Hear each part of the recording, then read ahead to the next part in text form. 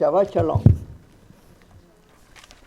This week we have a very interesting portion. This week we have a very interesting portion. As you're going to see, now we're developing through Vayeshev the different our patriarchs, our fathers. You know, we start with Abraham Avinu, then we went to Yitzhak Avinu, and now we are with Yaakov Avinu, and we are going to see his 12 children and how they are going to participate in this narrative or development about Israel. If we make a little bit of we look back in the portions in Lech Lecha, we're going to see that there when Abraham Avinu came to the was sent by the Creator or guided by the Creator to come to the land of Canaan. He didn't know where he was going. He was only following the directions of the Creator, and that he was risking a lot without even knowing where he was going. And then we call it about to have the faith in the Creator, to trust the Creator, the bitachon, the emunah and bitachon. Not only he believed it, but he put in practice what he believed. And this is a very important teaching for all of us. Then the Creator is going to make some covenants, alliances, or breed. And one of them is the covenant or the parts, in which basically he is going to tell what is going to happen to Israel. And they say that 400 years they are going to be under the dominion of Egypt. Now, you know, we count in those years, and sometimes we count in the years that really they were under Egypt, and we can count only 200 to 230 years, depending how we do the counting. And we ask you, what are the other 200 years where they appear, disappear, where they were? Well, our creators, our sages, let us know that the counting starts with a promise about Isaac was going to be born, and the moment that Isaac was to be born, we start counting the 400 years. And the idea, how would that happen? Well, the idea is that at that time, Egypt was really covering all that area, you know, and our patriarch had not really settled in the land. Why I say this is because in this parasha, Vayeshev, they say, and Jacob settled.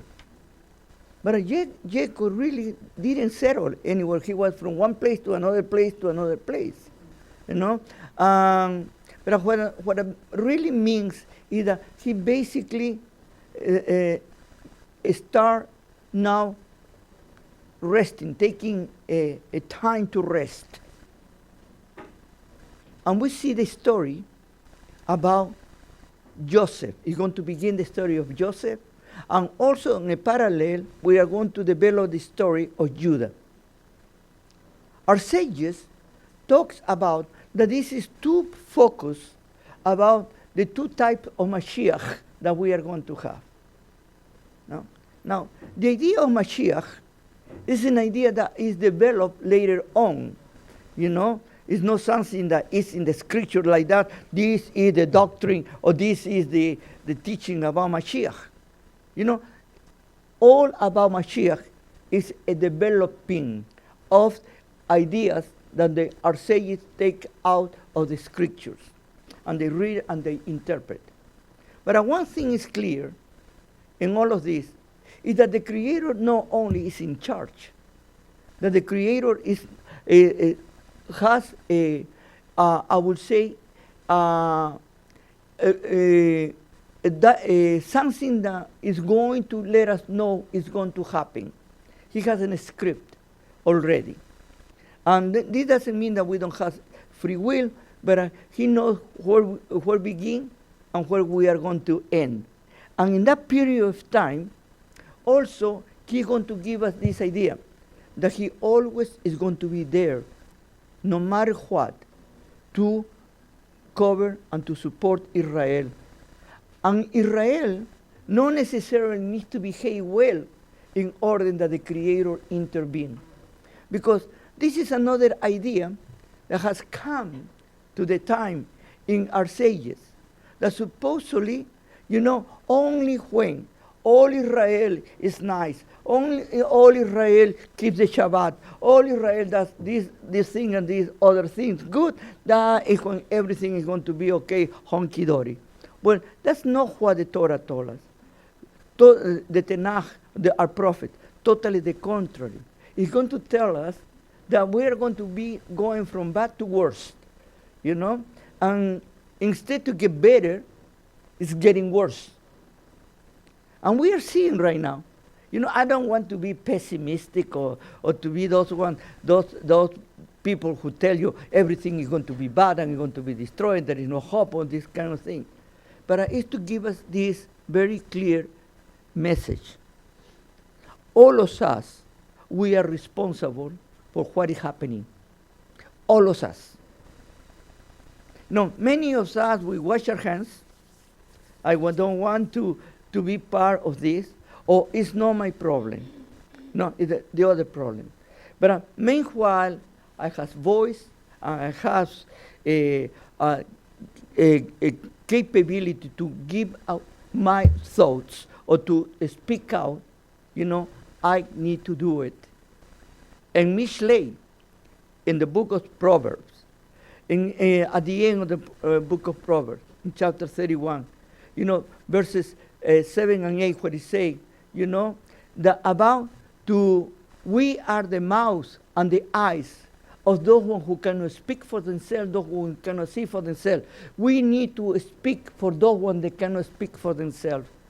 We are responsible. We want it or not, we are. Well, here, in this story, the Creator wants to show us how we are going to get to be slaves in Egypt, how we are going to become slaves. And this tragic thing is going to begin. Then Jacob has a son called Joseph. He is the 11th one of the line of descendants. He has 12 children, 12 boys. I'm sorry, because he had one daughter, Dina. Now, in this story, it's very clear that Jacob preferred over all his children Joseph. And you ask yourself, how a father can be so blunt, so openly, to prefer one of his children? Even in the Torah say that he loved Joseph more than any other children, more than any other child. Look and listen carefully. Because was the son of his beloved wife, Rachel. Now, if you are part of these children, how will you feel? If you are the oldest, or you have more importance, or you feel that you have more rights than the others, and suddenly somebody else come and say to you, I am now number one.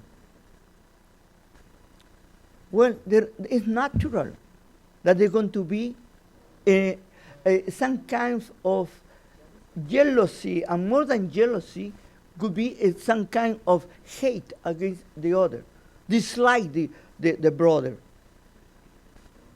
Jacob not only showed that he loved him, preferred him, but he made a beautiful coat for him.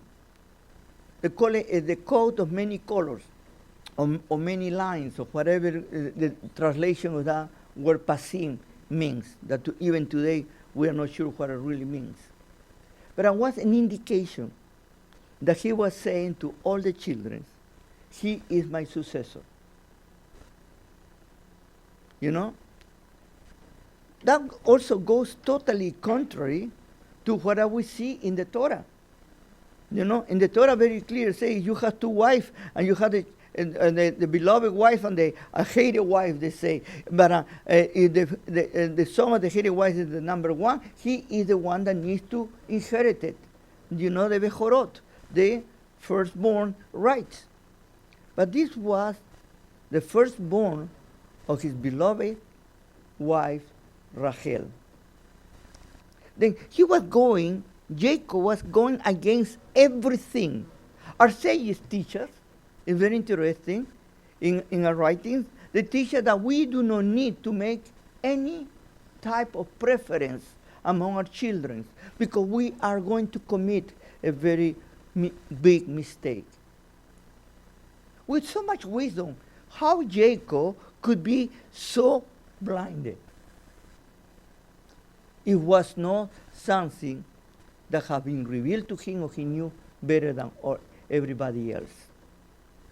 Then, what is the problem here? You know, everybody talks about that Joseph was a brat, that he was very stuck up, and did this and did that, and his brothers, sometimes they had the right to do this and to do that. Let's leave it, all those things from one side. I want, like I told you, I would like to bring from the Torah something that could help us today. Okay? And how we can apply these teachings and these stories for us today. Let me tell you, one of the things that us as human beings we differentiate from any other creation is the capability of communicating, talking. We can talk to each other. And you know, and one of the greatest problems that I've seen in a regular life, you know, remember, I have more than 40 years as a counselor. And I've been counseling families, I have been counseling children, I have been counseling everything that you can imagine, I have been counseling. And one of my, the very early comes this problem, the lack of communication. You will be surprised. You will be surprised when somebody does something against others. You know, and you see this idea that there are two people that they have a dispute, and one of these two subjects got upset, okay, and hold something against the other. But instead to go and deal with the issue, he keeps quiet. And what happens when you keep quiet when you have been hurt? We're humans. You know, our hurt doesn't go away. Like many people say, oh, it's going to go away. Totally the contrary. It starts increasing and increasing and increasing and increasing. Let me tell you, I personally, I have had that experience. One time, no, here I don't need to mention names or anything like that. If you feel like I am talking about you, that's your problem, but I am not talking about you. But one time, somebody got very upset with me because I did something that was totally unaware that what I was doing was hurting the person. And instead to come and to tell me, Rabbi, you have done this, I don't like it the way that you have acted, or the way what you have said, and that go directly against me, and I feel insulted, or I feel that you are talking against me, or whatever. This person kept it for years. And finally, these people left this place, and they start talking about that. And you know, I was not aware at all. I didn't even remember when I say what I say, if I say it. Many times we misinterpret other people. And instead to go and talk to the person, why you did this to me, or why do you say this to me? And I am pretty sure that the other person will be able to say, you know what? I am sorry, I was not aware that I was hurting you, or I'm sorry, I didn't even realize. At the moment that the other person immediately apologized or accept and recognize that was not his or her intention to do something wrong against the other person, the whole drama is gone away. Look at here about the 11 brothers against really 10 brothers against Joseph. He was the most hated by his brother because daddy was his number one. He was favorite. Why didn't go, first of all, to the father, to Jacob? Maybe because it's too much respect to the father. At that time, you didn't confront your father. But what about to talk with the brother? He was even younger than them. I say, you know what? I know that our father loves you more than anybody else. You are better than, you think you're better than all of us. But at least behave. Be at least, don't act in that way. And maybe Joseph will see that he couldn't brag so much and he needed to hold on. And maybe talking among themselves, all this wouldn't happen. You don't have an idea the power of talking to each other, the power of conversation. Because in that way, you eliminate many things that you have created in your mind. How many of us, we assume things when they are not right? We think that's the way. Or that's the intention of this person. That person doesn't like me. He wants to do something against me. And we all, it's an imagination. We work up this, and then we feel ourselves more and more of the bitterness, what I call it, the poison that is going to embitter your soul. You see here, this is what happened with Joseph and his brothers, to the point that they were ready to kill him. They didn't kill him. They sold him, and they told his father, their father, they told their father that was an animal that has killed. They found the coat, very interesting. That coat that he has made, they kill a lamb and they put it in blood and they send it. This is another point that is very interesting in the narrative of the Torah. The idea of midah keneg midah, the idea of measure for measure. Do you know that Jacob deceived his father, putting a skin of a lamb, and now his brothers are going to kill a lamb and put the blood of the lamb to tell Jacob. And this is one thing that Jacob is going to suffer over and over again. At the same time, in the parallel, develop the story of Judah. And you ask, what Judah has to do with Joseph? Look at the mentality in the Torah. Who will need to be the real Behorot, the real prime, the real inheritor? Needed to be Reuben. Reuben lost it because what he did with Silpa, or Bilhan, one of the two. The second is, what about Shimon? That was the second one. But Shimon had a personality and a character with Levi that they were, they lost it when they killed all these people after to vengeance Dinah. what was the next one in the line? Judah. Then what the Torah is telling you now, that all these three first, that they were going to occupy the place of being the Bechorot, came to Judah. Then the Torah is telling us that there is an order. Even though for Jacob the favorite was Joseph, the real way needed to be Judah.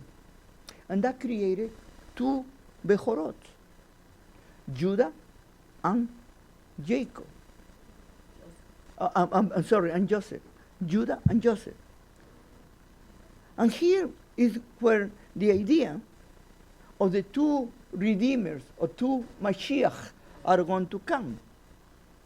You know, the suffering Mashiach is Joseph, and the conquering Mashiach is from Judah, King David, descendant of David. And that it is the narrative in our traditions. But really, what is the bottom line of these stories? The bottom line of these stories is, first of all, that we need to learn about the mistakes of our fathers, the mistakes of our elders, in order not to commit it again. Secondly, they is telling us that there was a reason why all these things happening. Because we were not doing the things the right way. No? And not doing the things in the right way, we create a crisis. And there are consequences. When you don't do the things in the right way, you want it or not, there are going to be consequences. That's what I say.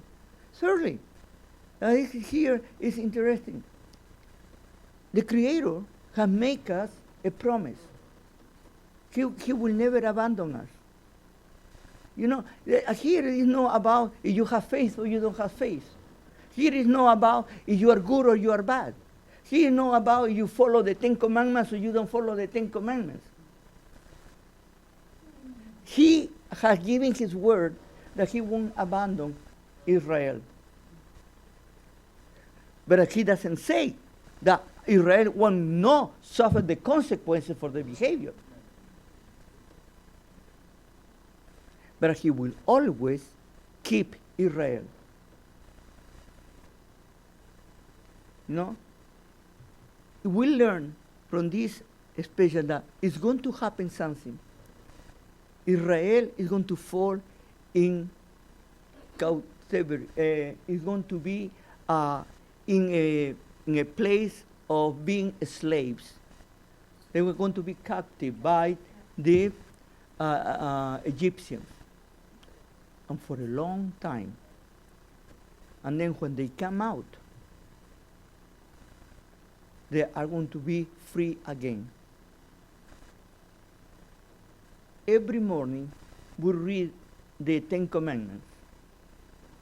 At the beginning of the Ten Commandments start, I am your God, the one who took you out of Egypt, make you free from slavery. What it means to make you free from slavery? That he give you the capability to be yourself.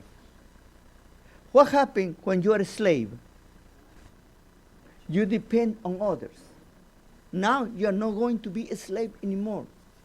Now, not even he teach you about depending on him, as many religions that teach you. But he say, I am giving you the freedom to start depending on yourself and acknowledging who I am, but I have given you this right.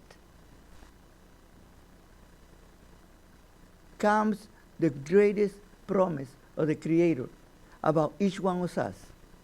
I keep teaching over and over again that we are the only ones responsible for what happened to us.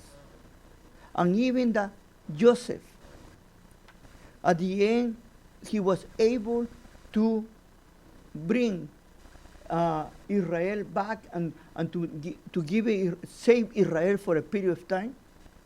the consequences of Israel was even worse because they became slaves. And they needed to get out of that slavery. My question to you is, we are in a process in our lives. All of us, we are going in our life. And some of us, we have discovered certain things. We know that there are areas that we ourselves are our worst enemies. You know?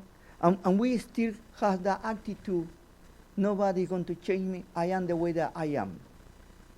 And I do not want to improve, not because it's not good for me, but I don't want to improve because I am proud.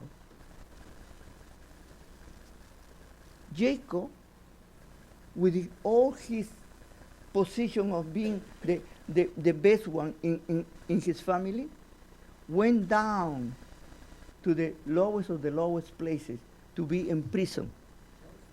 Joseph. And when Joseph came out of prison, what happened with Joseph? He was elevated. And why he was elevated? Because finally he acknowledged who he was. He never failed.